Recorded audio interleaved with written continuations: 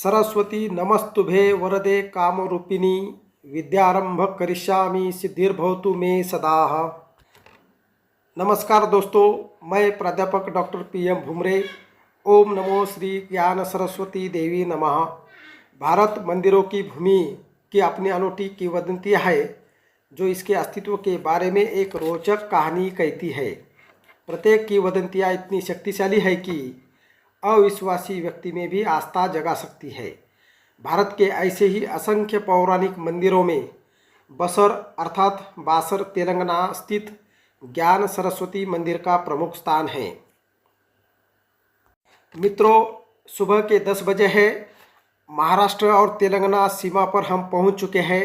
यहाँ से लगभग 10 किलोमीटर बासर है और अभी हम Rajiv Gandhi university knowledge technology यहाँ से इस रास्ते से जा रहे हैं और यह एक बहुत बड़ा शैक्षणिक संकुल है। कई प्रकार की तकनीकी गतिविधियाँ यहाँ पर चलती है। जैसे ही बासरा के चौक में हम पहुँचते हैं वैसे ही महाप्रतापी महापराक्रमी छत्रपति शिवाजी महाराज की प्रतिमा का दर्शन होता है और अंग अंग में शौर्य और वीर रस का संचार होता है। जैसे ही यहाँ से हम गुजरते हैं वैसे ही सामने श्रद्धालुओं का स्वागत करती हुई कमान का नज़ारा हमारे सामने उपस्थित होता है। बासरा पहुँचने के लिए सरकारी और निजी वाहनों का आवागमन यहाँ पर चलता रहता है। बिलोली, देगलूर, नांदेड़, निजामाबाद, हैदराबाद से भी यहाँ पर बसेस चलती है। साथ ही देश के कई शहरों से सीधे यहाँ पर रेल की सुविधा उपलब्ध है। बासरा यहाँ पर रेल स्थानक है। मित्रों, धर्माबाद से 5-5 मिनट के लिए 10-10 मिनट के लिए बासरा जाने के लिए आपको गाड़ियाँ उपलब्ध रहेगी।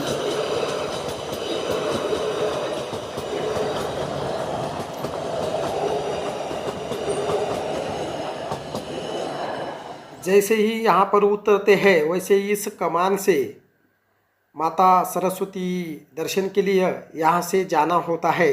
यहाँ पर यह सीधे से अंदर रास्ता लेके जाता है। यह आसपास का परिसर भी कई सारे पौधों से यहाँ पर सजा हुआ है। आकर्षक प्रकार की रोशनाई यहाँ पर की गई है। साथ ही प्रसाद के काउंटर यहाँ पर उपलब्ध है। यहाँ से अंदर से पैदल जाने की व्यवस्था है। यह मुख्य सरस्वती देवी का मंदिर है और यहाँ पर हम आसपास के यहाँ पर घूमते हुए नज़ारा यहाँ का देख सकते हैं। यह अंदरूनी इस प्रकार का प्रदर्शन है। यह मुख्य सरस्वती देवी की प्रतिमा है।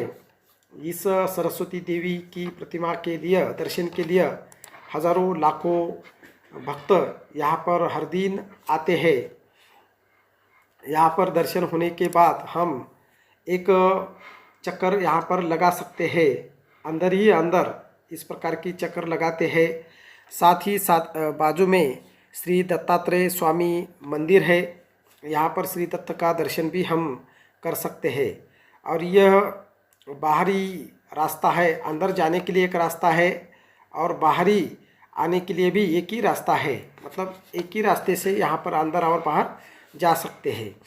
यह इस प्रकार की बाजू के पहाड़ पर इस प्रकार की एक माता सरस्वती देवी की प्रतिमा स्थापित की हुई है। यह तीर्थ स्थानम है। गोदावरी नदी का यह दृश्य है। गोदावरी नदी के किनारे इस प्रकार की व्यवस्था की गई है कि वहाँ पर घाट पानी में नीचे उतरने के लिए सीढ़ियाँ यहाँ पर बनाई गई है। पीछे सरस्वती माता की बहुत बड़ी यहाँ पर प्रतिमा स्थापित है। इस तीर्थ के बारे में कई सारी किंवदंतियाँ भी है कि महाभारत युद्ध के बाद ऋषि वेद व्यास शांति की खोज में तीर्थ यात्रा पर निकले। वे गोदावरी नदी के तट पर स्थित कुमारांचल पर्वत पर पहुँचे और देवी का ध्यान और आराधना की, जो अंततः उनके समक्ष प्रकट हुई है। यह गोदावरी नदी का दृश्य है। इस साल बहुत बड़ी बारिश हो गई थी जिसके कारण ये जो पानी की टंकियाँ दिखाई दे रही है ये पूरी पानी में डूब गई थी। यह एक नया पुल बन गया है। बासर से निज़ामाबाद की तरफ जाने वाली सड़क अब बड़ी हो चुकी है। इसे नेशनल हाईवे का दर्जा दिया गया है। यह एक पास ही मंदिर है। बासरा सरस्वती माता के बाजू में ही श्री दत्त धाम एक मंदिर है। ये उसकी कमान अर्थात प्रवेश द्वार है। दत्त धाम, इस मंदिर में दत्त की आराधना होती रहती है। नाम जप हमेशा यहाँ पर भक्त करते रहते हैं। मैं यहाँ पर कुछ शांति सुकून मैंने इस प्रकार की महसूस की। यह इस प्रकार के प्राकृतिक नज़ारे हैं। यहाँ पर पहाड़ है, पहाड़ों पर बड़े बड़े पत्थर है। पत्थर लाल कलर के हैं। साथ ही बाजू में चावल की खेती किसानों द्वारा की जाती है। इस साल चावल की खेती ठीक से नहीं है, परंतु फिर भी चावल जो भी ऊपर वाले हिस्से में है वह ठीक से यहाँ पर आई हुई है। साथ ही यहाँ का प्राकृतिक नज़ारा है। ये एक बहुत बड़ा पुराना शिव जी का मंदिर है और यह इस शिव जी के मंदिर की जगह पर अब एक नया मंदिर यहाँ पर बन गया है। जैसे कि पहले हमने ये पुराना मंदिर देखा था, अब यहाँ पर ये एक नया मंदिर शिव जी का बन गया है। बासरा सरस्वती माता देवी के टेम्पल से लगभग 1-1.5 किलोमीटर पे पूरब की तरफ ये इस प्रकार का एक मंदिर है। यहाँ पर भी हम जाकर इस प्रकार का दर्शन कर सकते हैं। यह एक बहुत बड़ा कारखाना है। यहाँ पर बहुत बड़ी इंडस्ट्री भी चलती है। यह एक गोदावरी नदी पर बना हुआ पुल है। संगम महादेव जी मंदिर के दर्शन के लिए हम जा रहे हैं। शिव जी का मंदिर वहाँ पर प्रसिद्ध है और 2 नदियों का संगम वहाँ पर है। यह सिराजखेड़ नाम का गांव है और इस गांव के बाजू में यह गोदावरी पर इस प्रकार का पुल बना हुआ है। इस साल ये पुल पूरा, इस पुल पर कम से कम 20 फीट लगभग इस प्रकार का पानी था। पिछले हफ्ते 1 महीना तक यह पुल पूरा बंद था। यह संगम स्थान का महादेव जी का अर्थात शिव जी का मंदिर है। इस शिव जी के हम दर्शन करने वाले हैं। इस शिव जी के मंदिर के बारे में भी बहुत बड़ी आख्यायिका है कि भक्तों के संकट के समय यह शिव जी सहायता करते हैं। इस प्रकार की आख्यायिका इस परिसर में मैंने कई लोगों से सुनी है। यह मांजरा नदी और गोदावरी नदी का यहाँ पर त्रिकोणी आकार के जैसा यहाँ पर चित्र बना हुआ है। एक बाजू में तेलंगाना है और एक बाजू में महाराष्ट्र है। यह नदी 2 राज्यों को इस प्रकार का बंटवारा करती है।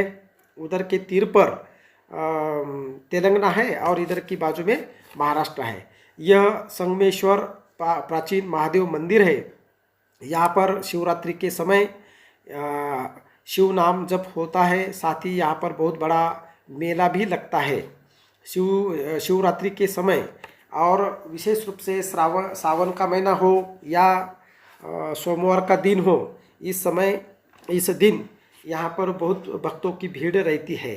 मैंने भी मेरी भावना शिव जी के समक्ष प्रकट की और यहाँ पर हम देख रहे ये गोदावरी का नज़ारा है।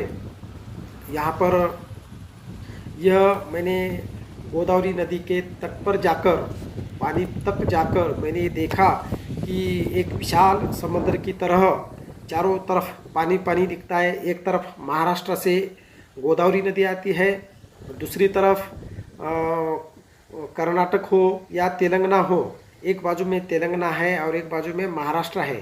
तो ऊपर से मांजरा नदी, ये देगलूर की साइड से मांजरा नदी, लेंडी नदी, इस प्रकार की मंड्याड नदी, ये नदियाँ वहाँ से बहकर मांजरा नदी का एक विशाल रूप यहाँ पर प्रवाह बन जाता है और उसका संगम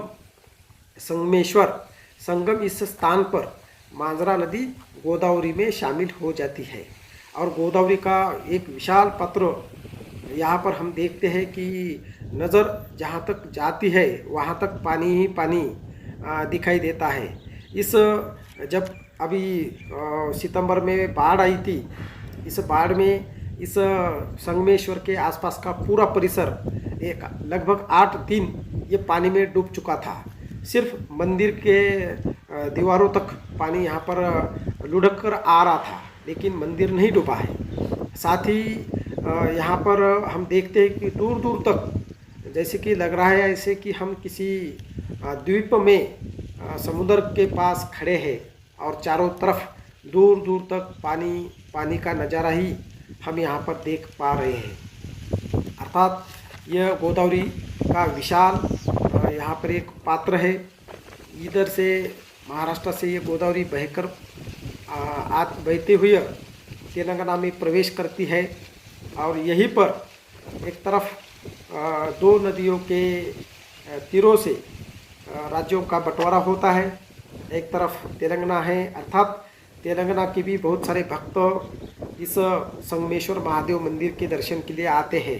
मैंने कई सारे भक्तों से बात की, उनको मेरी भाषा या उनकी भाषा मुझे समझ में नहीं आ रही थी, लेकिन फिर भी शिव जी के भक्त हैं तो शिव जी ही अपना संकट हरण करते हैं।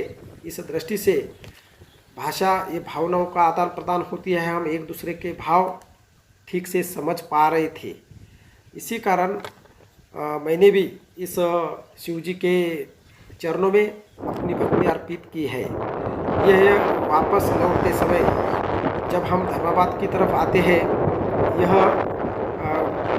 निज़ामाबाद की तरफ जाने वाली जो सड़क है, स्टेट हाईवे है, उस स्टेट हाईवे पर यह एक पुल बना हुआ है। एक तरफ महाराष्ट्र है और दूसरी तरफ तेलंगाना है, अर्थात कंदकुर्ती के पास यह पुल बना हुआ है। बाजू में उस पहाड़ की तरफ आप देख रहे हैं कि वहाँ पर कंदकुर्ती नाम का एक गांव है। वहाँ पर ये पूरा हम देख रहे हैं कि 10-20 फीट जो पेड़ थे वो पूरे पेड़ पानी में डूब चुके थे। इतनी सारी भयानक बाढ़ सितंबर में आ गई थी। यह कंदकुर्ती की तरफ अर्थात आगे भी निज़ामाबाद की तरफ यह हाईवे स्टेट हाईवे जाता है और यह दो राज्यों को जोड़ने का काम करता है। एक तरफ तेलंगाना है और एक तरफ महाराष्ट्र है। दो जिलों को जोड़ने वाला यह पुल यहाँ पर गोदावरी पर बना हुआ है। नीला और शांत इस प्रकार का पानी इस समुद्र के जैसे हम देख सकते हैं। माता सरस्वती की जय। हर हर महादेव। नमस्ते दोस्तों।